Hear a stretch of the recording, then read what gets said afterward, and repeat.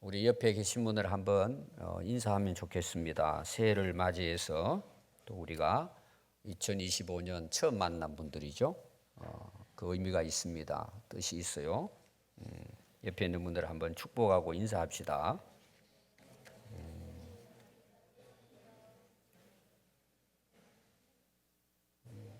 올해 처음 만났습니다.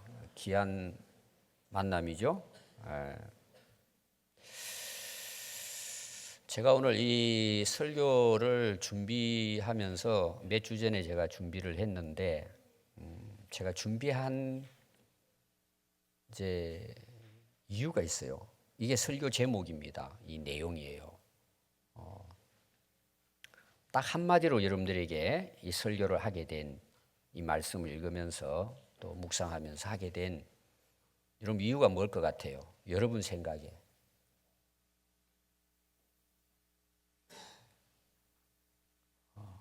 오늘 이 말씀 잘 아는 말씀이죠? 제가 이걸 이제 시성구 영십 예배 때 말씀을 전하여 이게 딱 떠올랐거든요. 그 떠오를 때는 그냥 성경을 읽고 떠오르는 것이 아니고 제가 살아온 것에 대해서 이 말씀이 떠오른 거예요. 여러분 저에 대한 이야기 제가 오랫동안 해왔잖아요. 저는 여기 설 수 없는 사람이에요. 여러 면으로 생각해서도 제가 사실 목사가 돼서 할 수 있는 것 거의 제가 봤을 때는 제가 제 스스로 봤을 때는 안 되는 목사로서 할 수 있는 역량이 안 된단 말이에요. 그건 제 실제적인 고백이에요. 근데 제가 지금 목회를 우리 평안교회에서는 올해로 보면 연도가 33년이잖아요. 34년 동안. 저는 한 3년 지내온 느낌이거든요. 저는 너무 즐거웠습니다. 여러분 어떻게 생각할지 모르지만 저는 그래요. 제가 목사 돼서 40년 목회를 했는데 저는 사실 행복했어요. 뭐 어려운 거 힘든 거 이런 것도 있지만 제가 늘 이야기하지만 선교지, 지금 북한, 뭐 중국, 무슬림 나라 생각하면 우리는 고난, 핍박이라는 말을 했어도 안 된다 그랬죠. 그럼 그 사람들을 모욕하는 거라 그랬잖아요, 제가. 무슨 고난이 있습니까, 우리가? 우리는 핑계를 대잖아요. 저는 개인적으로 딱 한마디로 요약하면 이거예요. 행하면 역사가 일어나요. 아직은 감이 안 올 거예요. 이게 이제 오늘 제가 설교를 준비하면서 저에게 하나님이 주신 말씀이기도 하지만 제가 그렇게 살아온 거예요. 실력은 없는데 능력은 안 되는데 왜 제가 목회를 마무리할 수 있었을까요? 저는 이제 이런 그 마음이 들었어요. 저는 이제 집안이 그래도 좀 그 초등학교 5학년 때까지 좀 괜찮았어요. 또 아버지가 좀 똑똑하셔가지고 뭐 일도 잘하시고 또 교사도 하시고 교육청에도 근무하시고 뭐 나름대로 똑똑하신 분이었어요. 근데 돈 많이 벌려다 망해버렸어요. 그때부터 제 자존감이 완전히 깨져버린 거예요. 어릴 때. 난 아무것도 할 수 없다. 그냥 공장 가가지고 돈 벌어야 되겠다. 그렇게 됐어요, 제가 어릴 때. 근데 제가 예수 딱 믿고 나서 내 속에 하나님이 주신 원래 그 은사와 능력이 있잖아요. 여러분 다 갖고 있습니다, 지금. 그래서 제가 어떤 마음이 딱 들었느냐. 하면 된다는 생각이 들은 거예요. 우리가 이제 세상에서 하는 말이 있잖아요. 여러분 그 말하고는 다른 겁니다. 여러분들이 지금 여기 있는 것은 안 했기 때문입니다. 물론 여러분들이 잘못 살아왔다는 게 아니라 여러분들이 지금 생각하고 고민하고 계획하는 것들이 많이 있을 거예요. 근데 잊혀진 과거가 돼버린 거예요. 나는 이제 끝났어. 난 아무것도 할 수 없어. 아예 포기하고 사는 사람들이 너무 많아요. 제가 볼 때는 가능성이 너무 많은데 문제는 뭐냐? 안 하는 거예요. 하면 다 되도록 돼 있어요. 그만큼 하나님께서 우리에게 능력을 주셨어요. 하늘에서 떨어지는 능력이 아니라 하나님이 인간을 창조하실 때 하나님의 형상으로 지음받은 우리 인간은 누구에게나 그런 능력이 있는 거예요. 왜 아멘 안 하십니까, 여러분? 제가 얼마 전에도 우리 청년 이야기하면 좀 창피할지도 모르니까 영어 공부하라 그랬어요, 제가.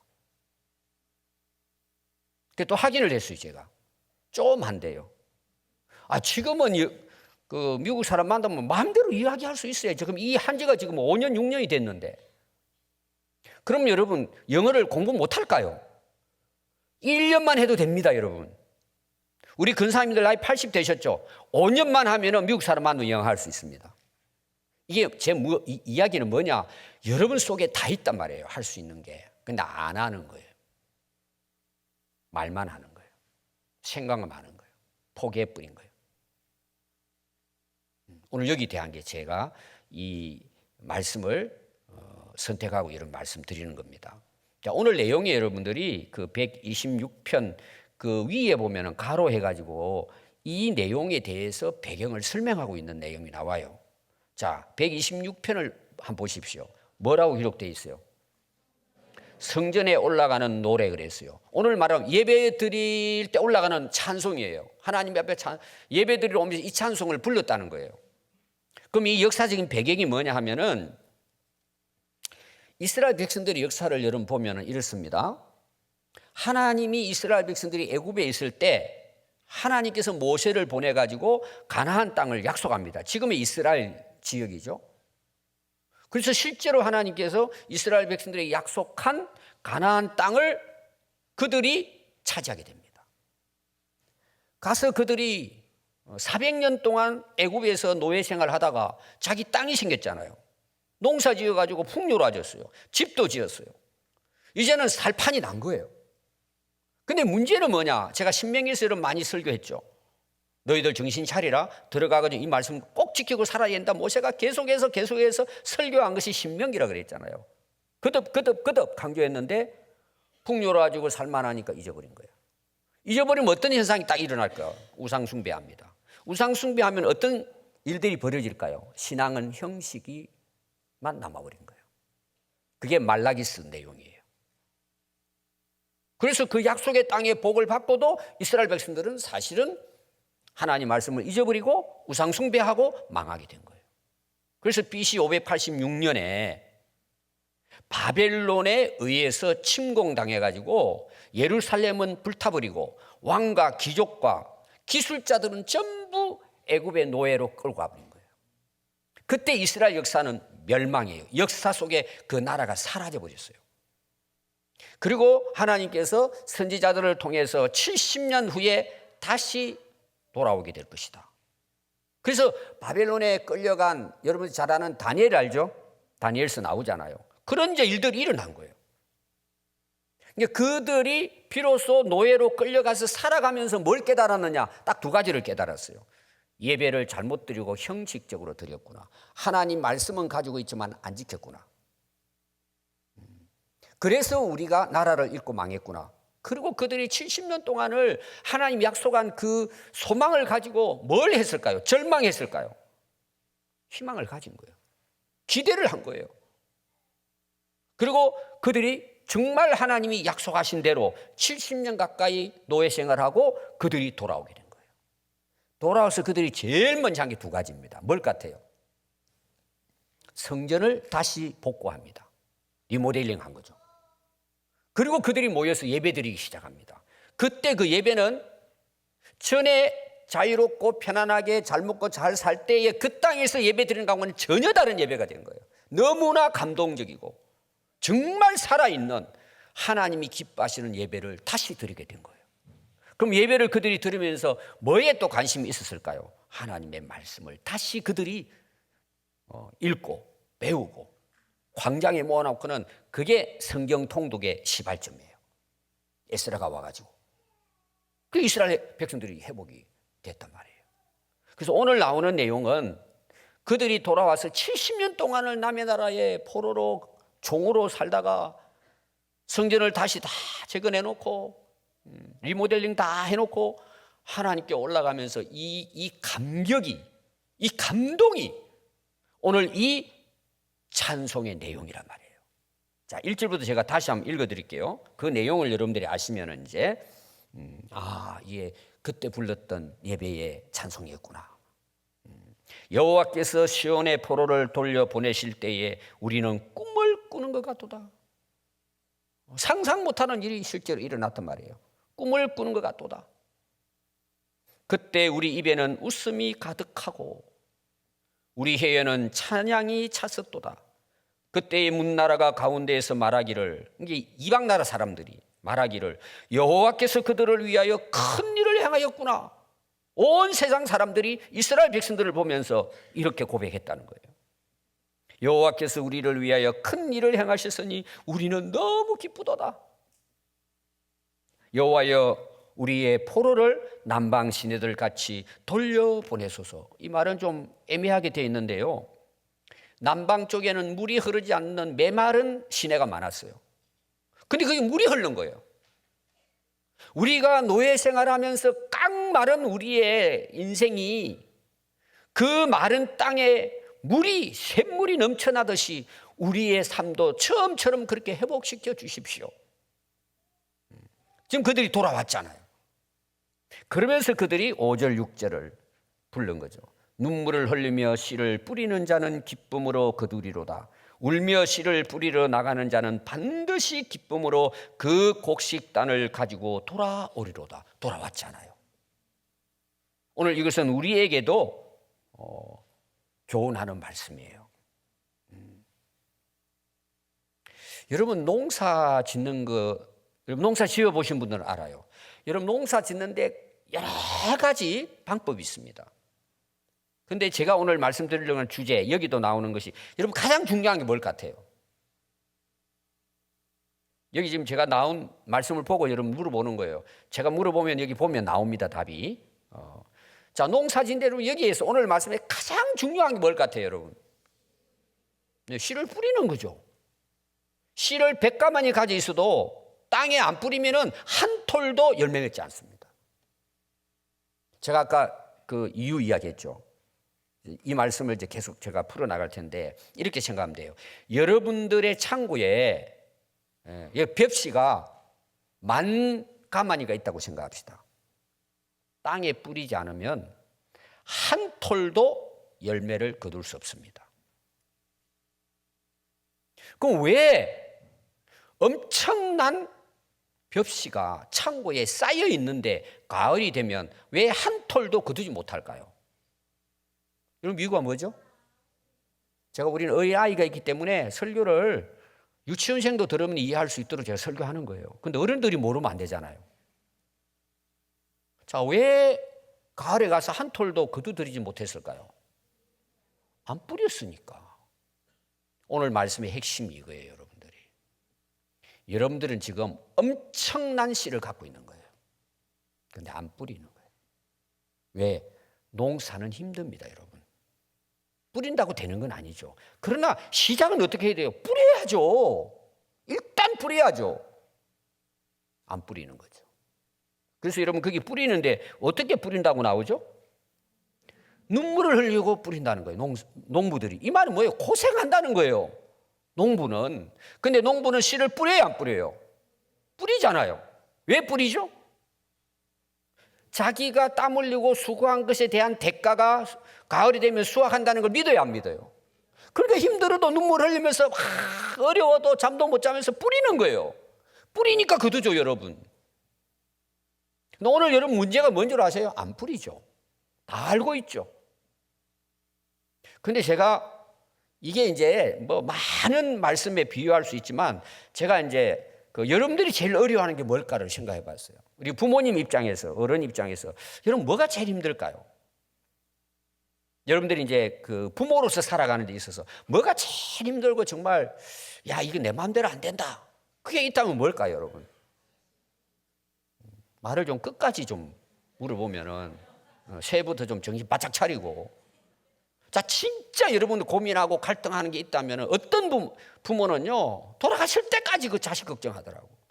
여러분 진짜 농사 중에 제일 힘든 농사가 뭐예요? 모르십니까? 자식 농사입니다. 이건 어떻게 해볼 수가 없어요. 근데 외국 사람이 한국에 와가지고 이 말을 들은 거예요. 자식 농사, 자식 농사. 이 이야기를 들은, 그분이 글을 썼어요. 아니 한국의 부모들이 좀 정신이 이상하다. 어떻게 자식을 농사 짓는 데다가 농작물에다가 비유하냐.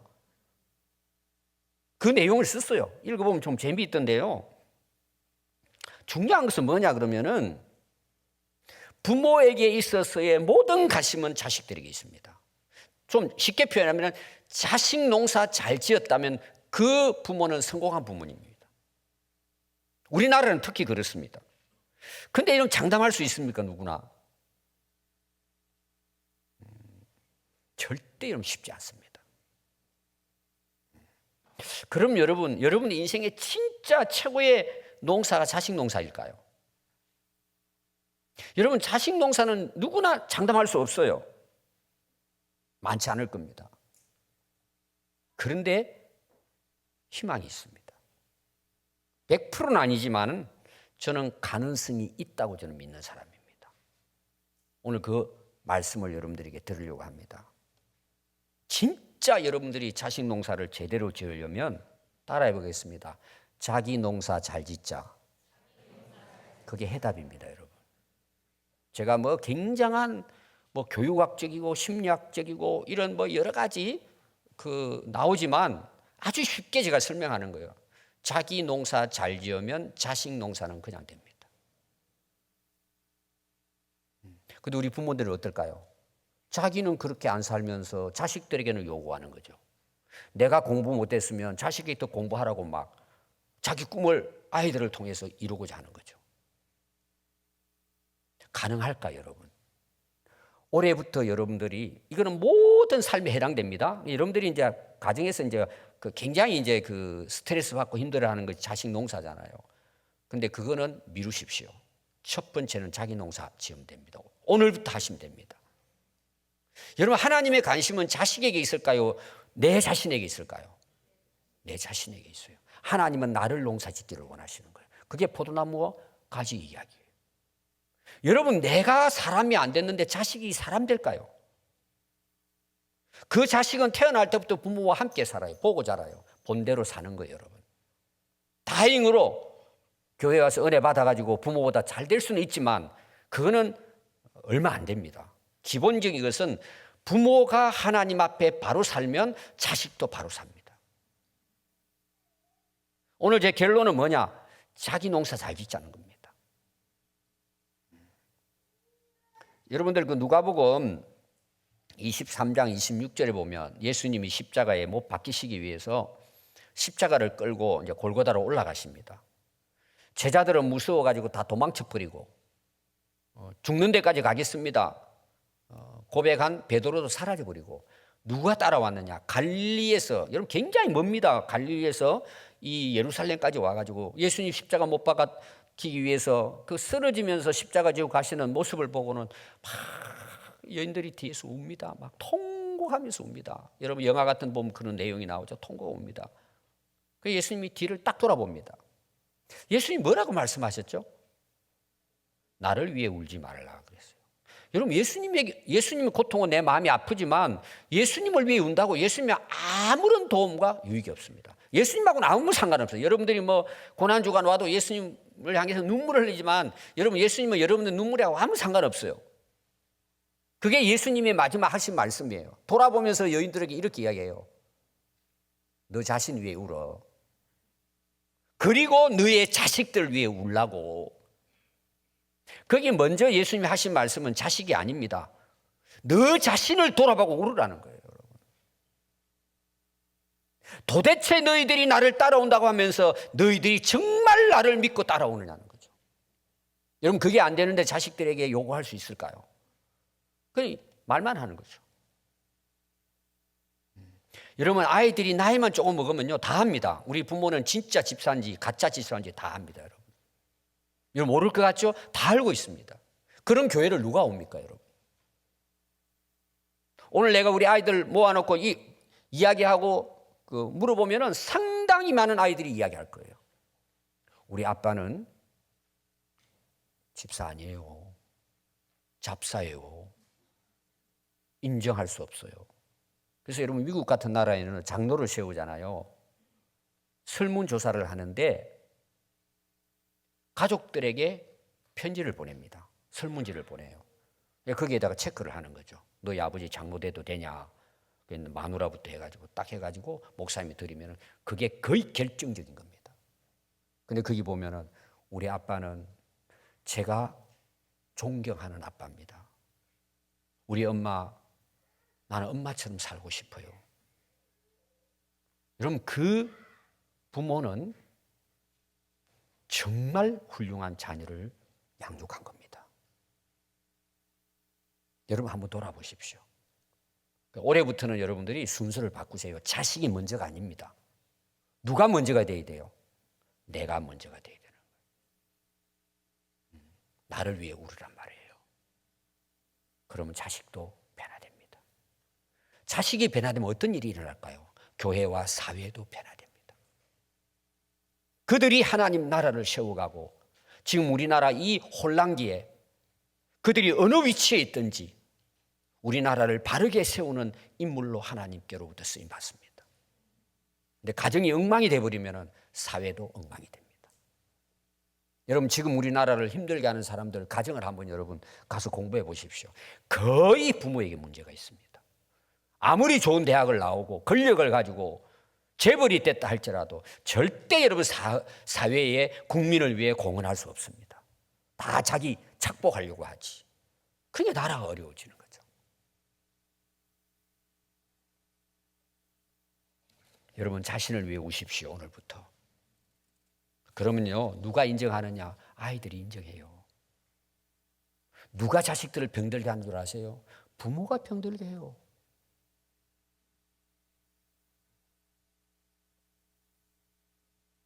여러분 우리 인생은요 뿌린 대로 거둡니다.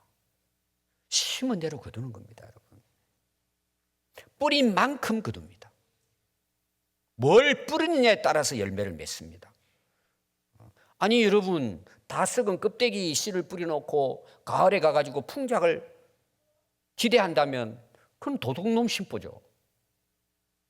땀 흘리지 않고 뿌리지도 않고 거두려고 하니까 어때요? 도둑놈들이 많이 생기고 사기꾼들이 많이 생기죠. 남의 돈 다 뺏어 먹고 나라에 권력을 주면은 뒤로 착복하고 땀 흘리지 않기 때문이죠. 고생하려고 하지 않는 거죠. 씨는 안 뿌리고 거두들려고 하는 지금 우리나라뿐만 아니라 세계적으로 그렇습니다. 그래서 저는 개인적으로 복지해야 되지만 진짜 어려운 사람을 도와야 하지만 공짜로 청년들 나눠주는 건 저는 반대입니다. 뭐 다 의견이 다르겠지만 뭐 어른들이야 능력이 부족하니까 나라에서 잘 도와주셔야죠. 그런데 왜 여러분 사지가 멀쩡한 젊은이들에게 여러분 돈을 나눠주냐고요. 도대체가 이해가 안 돼요. 땅도 파봐야죠. 땀 흘려 봐야죠. 고생해봐야죠. 여러분 하나님께서는 복을 주시는 것이 어떻게 주시는지 아세요? 땀 흘려 수고한 자에게 주시는 거예요. 그래서 여러분 성경 말씀에 이런 게 나와요. 데살로니가전서 4장 11절에 보면 또 너희에게 명한 것 같이 조용히 자기 일을 하고 너희 손으로 일하기를 힘쓰라는 거예요. 오늘 우리 학생들, 청년들, 또 부모님들 어릴 때부터 일 시켜야 합니다. 여러분 제가 자주 이야기하죠. 이거는 굉장히 중요한 교육이라고 제가 이야기하죠. 자기 일은 자기가 하도록 해야 돼. 부모 해주지 마세요, 여러분. 어린아이는 해야 되겠지만 어른도 할 수 있는 건 계속 시켜야 됩니다, 여러분. 그래서 중학교 정도 되면요 밥할 수 있어야 되고 최소한 콩나물국은 끓일 수 있어야 돼요. 고등학교 되면 김치도 담을 수 있어야 되고. 근데 부모가 안 가르쳐. 결혼하러 갔는데 밥할 줄 몰라. 여러분 이게 말이 됩니까? 웃지 마세요, 여러분들이. 그렇게 자녀를 좀 양육하고 있다고요. 너희 손으로 일하라 그러잖아요. 또 데살로니가후서 3장 10절에 보면 우리가 너희와 함께 있을 때에도 너희에게 명하기를 누구든지 일하기 싫어하거든 먹지도 말게 하라 그랬어요. 집에서 밥 주면 안 된다는 거예요. 일 안 하면. 저는 참 안타까워요. 오늘 여러분 새해를 시작하면서 꼭 기억하십시오. 우리 젊은이들이.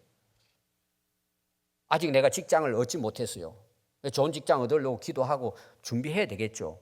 근데 오늘 할 일이 없어요. 저는 너무 답답해요. 여러분 새벽에 인력 앞에 가면은요 하루 일당 받고 일하는 사람 줄 수 있습니다. 왜 거기 못 갑니까? 저는 이해가 안 돼요. 오늘 우리 청년들 기억하십시오. 아직 직장을 제대로 못 잡았다. 근데 시간이 있다. 내일 아침부터 당장 내일은 또 오늘입니까? 오늘 신정이고 내일 일하러 가세요. 그리고 일당 받아와서 부모님께 드리세요. 그럼 부모님이 놀랄 거예요. 여러분 제가 그 일당 벌려고 가는 게 아니에요. 여러분 인생이 바뀌어져요. 인생이 바뀌어져요. 여러분들이 해봐야 돼요. 왜 빈둥빈둥 놉니까 여러분? 일하기 싫어하거든 밥 주지 말라 그러잖아요. 성경 말씀에서. 또 고린도후서 9장 6절에 보면 이것이 곧 적게 심는 자는 적게 거두고 많이 심는 자는 많이 거둔다. 여러분 인생은 그런 거예요. 어디에다가 많이 뿌리느냐 그거 거두드리는 거예요. 안 뿌리면 심지 않으면 거둘 거 없어요. 또 여러분 마태복음 25장 24절에 보면 예수님이 달란트 비유가 나옵니다. 5달란트, 2달란트, 1달란트를 맡기고 주인이 돌아와서 회개를 합니다. 내 준 거 너 어떻게 장사했냐? 그러고 이제 가져오라 그래요. 근데 5달란트, 2달란트는 주인이 맡기고 떠나자 말자 가서 일했다 그랬어요. 배를 남긴 거예요. 주인 칭찬하잖아요. 근데 1달란트 가진 자는 파묻어 둔 거예요. 그 주인이 왔는데 뭐라고 이야기하느냐 하면은요. 주인님은 내가 주인님은 두려워서 주인님의 것을 감추어 두었습니다. 그래요. 그래서 그러면 너 감추어 뒀다면 그거 다른 사람한테 빌려줘가지고 이자라도 받았으면 나를 위해서 너 그래도 손해는 끼치지 않았겠냐. 그러면서 주인이 이야기해요. 악하고 게으른 종아 그래요. 이 말은 뭐냐? 그거는 핑계고 일하기 싫어했다는 거예요. 게을러가지고. 그러면서 나는 심지 않은 데서 거두는 분이 아니야. 하나님은 예수님은 심지 않은 데서 거두는 능력자가 아니라는 거예요. 헤쳐놓지 않고 모으는 사람이 아니라는 거예요. 여러분 하나님의 그 천지 창조, 우주 만물의 창조의 원리는 심어야 거두게 이 우주 만물 원리와 자연 법칙을 만들어 놓은 거예요. 그럼 우리가 지금 일하고 있잖아요. 일하도록 우리를 만들었단 말이에요. 여러분 예수님께서 제자들을 이제 부르십니다. 이렇게 부르시면서 갈릴리 호수에서 이렇게 딱 2가지 말씀합니다. 나를 따라와라. 나를 따라오는 자는 사람을 낚는 어부가 될 것이다. 그럼 제자들이 어떻게 하죠? 벼와 그물을 버려두고 예수님을 따라갑니다. 그럼 그 사람들이 다 준비가 됐습니까? 부족하죠. 근데 따라갑니다. 근데 중간에서 실패도 많이 하고 베드로 같은 경우에는 뭐 예수님을 부인하고 그 제자들 말은 뭐 확실하게 뭐 따라가겠으면 했다 다 도망가 버리잖아요. 그런데 결국은 어떻게 해도 예수님 제자가 됩니다. 사도행전 가가지고 성령을 받고 그 나가가지고 베드로가 복음을 전합니다. 기적이 일어나는 거예요. 한 번 복음을 전했는데 3,000명이 회개하고 예수 믿게 된 거예요. 사람 낳는 어부가 된 거죠. 그 앞에 이 예를 보여준 게 있어요. 요한복음 21장에 보면 예수님이 이제 부활하시고 떠나셨으니까 제자들이 베드로와 함께 갈릴리 호수 가서 다시 고기 잡으러 갑니다. 근데 예수님이 오셨어요. 근데 기다리고 새벽에 나왔는데 한 마리도 못 잡고 나온 거예요. 지쳐가지고 나오는데 예수님이 다시 들어가라는 거예요. 깊은 데로 가서 오른쪽에 그물을 던져라는 거예요. 자, 그때 베드로가 어떻게 하느냐? 이에 가서 던졌는데 그물이 찢어지도록 잡아서 나왔다는 내용이 나와요. 그게 중요한 게 뭐죠? 이에라는 말이 나와요. 예수님이 하신 말씀을 따라 그들이 가서 실제로 그물을 던졌다는 거예요. 그럼 베드로의 생각이 야 깊은 데 가면 고기 많겠구나. 그걸 알고 한 게 아니라 베드로는 전문가예요. 던져도 소용없어요. 근데 베드로가 한 건 뭐냐? 예수님이 말씀하시니까 던졌다는 거예요. 그게 고기가 잡혔다는 거예요. 이게 이런 비법이에요. 여러분 아무리 하나님께서 우리에게 66권의 말씀을 주셔도 여러분들이 행하지 않으면 아무 일도 일어나지 않습니다. 여러분들이 기도하면은 하나님 응답해 주신다는 생각은 하는 건 좋은 건데, 기도를 했으면 우리가 믿는 거잖아요. 그럼 가서 뿌려야죠. 땀 흘려 농사해야죠. 공부 열심히 해야죠. 근데 기도하면 된다고 생각하는 거예요. 여러분 진짜 기도를 했으면 살아야 되지 않습니까? 여러분 기도를 했으면 나가야죠. 여러분 하나님이 쓰신 인물들을 보십시오. 모세라든지 다 여러분 보면은 그들이 기도했으면 가서 갑니다. 하나님 약속의 말씀 믿고 가는 거죠. 그냥 가는 거죠. 근데 역사는 일어나는 거예요. 여러분 이스라엘 역사를 보면 계속 그런 역사입니다. 오늘 여러분 우리에게 있어서 가장 큰 문제는 환경이 아닙니다. 여러분. 출신이 아닙니다. 가진 것이 아닙니다. 여러분. 근데 우리는 항상 뭘 생각하느냐. 이래서 안 된다. 이래서 안 된다. 다른 사람 때문에, 정치인들 때문에, 나라 때문에, 시대를 잘못해 계속 탓합니다. 물론 여러분 탓할 게 얼마나 많습니까 세상에. 그러면 탓만 하면 어떤 일이 일어날까요? 그냥 그렇게 자기도 가는 거예요. 그런데 탓할 것이 많지만 내가 할 수 있는 게 있어요 없어요 여러분? 아무리 세상을 탓해도 내가 할 수 있는 것도 굉장히 많습니다.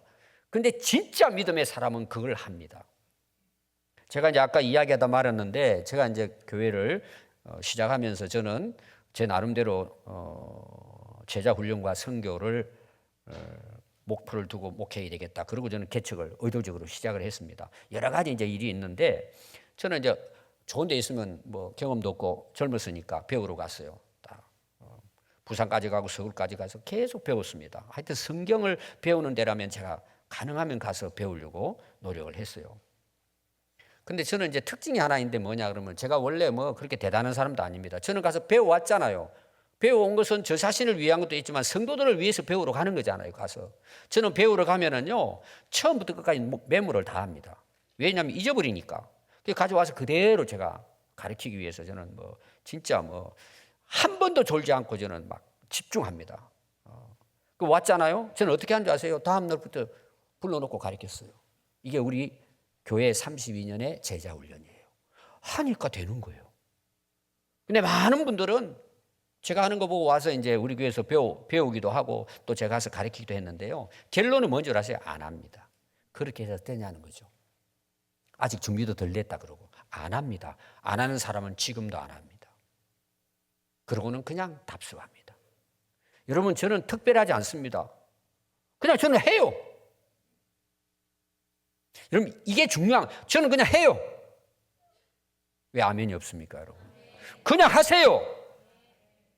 다 준비돼서 하는 게 아니에요. 하나님이 말씀하시면 그냥 하는 거예요. 그게 역사가 일어나는 거예요 여러분. 얼마든지 가능해요 여러분. 행하는 자에게 하나님 역사하시는 거예요. 움직이지 않는 자, 뿌리지 않는 자는 아무것도 거둘 수 없어요. 뿌리는 자는 거두고 심는 자는 거두고 심은 만큼 거둡니다 여러분. 여러분들이 할 수 있는 게 얼마나 많은지 몰라요. 어떤 분들은 그래요. 탓만 하고 있어요. 그럼 제가 이제 기도하라 그러잖아요. 기도해야 됩니까 그래요? 그 사람은 안 됩니다. 그런데 기도하는 사람이 있어요. 역사가 일어나는 거예요. 안 하죠. 아무리 이야기해도 안 하죠. 그럼 그렇게 살다 가는 거예요. 여러분 제 결론이 뭐냐 그러면은, 그럼 안 하면 뭐 합니까? 제가 이제 그 후배들도 그렇고 목회하는 그 목사님들이 개척에 나는 너무 힘들다, 뭐 우리 교회 오면은 뭐 우리는 이렇게 안 되고 저게 안 된다 그랬어. 제가 이제 후배 교회도 가고 그랬어요. 그 주변을 제가 이해가면서 왜 전도 안 하냐? 왜 훈련 안 시키냐? 해봐도 소용없대요. 그래 그럼 좋다. 그럼 안 하고 너 뭐 하냐? 7년 됐는데 제가 가서 이야기했어요. 한 1년 했대 열심히. 근데 안 온대. 그걸 포기해버린 거예요. 그럼 너 그동안에 안 한 그 기간은 뭐 했냐? 뭐 했을 것 같아요 여러분? 게으른 거죠. 안 하는 거죠. 그리고 안 된다 그러죠. 여러분 지금 이 말씀은 오늘 여러분들이 하면 되는 거예요. 지금부터 뿌리세요. 눈물을 흘리며 뿌리세요. 별거 아닌 것 같아도 우리 청년들 제가 이야기했어요. 일당이라도 가서 받으세요. 뭐든지 하세요. 해보세요 여러분. 왜 건강한데 못합니까 여러분? 공부 지금부터 하세요 여러분. 우리 학생들 공부 못한다고 그건 당신 탓이야. 오늘부터 해도 돼. 재수해도 가고 삼수해도 괜찮아. 하면 되는 거야. 그러니까 세상 사람들이 하면 된다는 말은 진짜 경험한 사람들의 고백이에요. 그것이. 절대 이러면 탓하지 마세요. 오늘부터 내가 뿌리고 심으세요. 그 사람이 과일이 되고 때가 되면은 거두게 됩니다, 여러분. 지금 제 고백이잖아요. 저는 했어요, 그냥. 하나님이 하시더라고요. 여러분 핑계하지 말고 게으르지 말고 오늘부터 뭐든지 하세요. 주님의 이름을 위해서, 하나님 나라를 위해서 얼마든지 할 수 있습니다. 젊음을 허비하지 말고 세상에 속지 말고 여러분 먼저 기도하세요. 자기를 돌아보고 자기의 잘못을 회개하세요. 그리고 하나님 말씀을 붙들고 올해부터는 여러분들이 뿌리는 인생이 되세요. 심는 인생이 되세요. 그런 자에게 하나님의 역사가 일어납니다. 기도하겠습니다.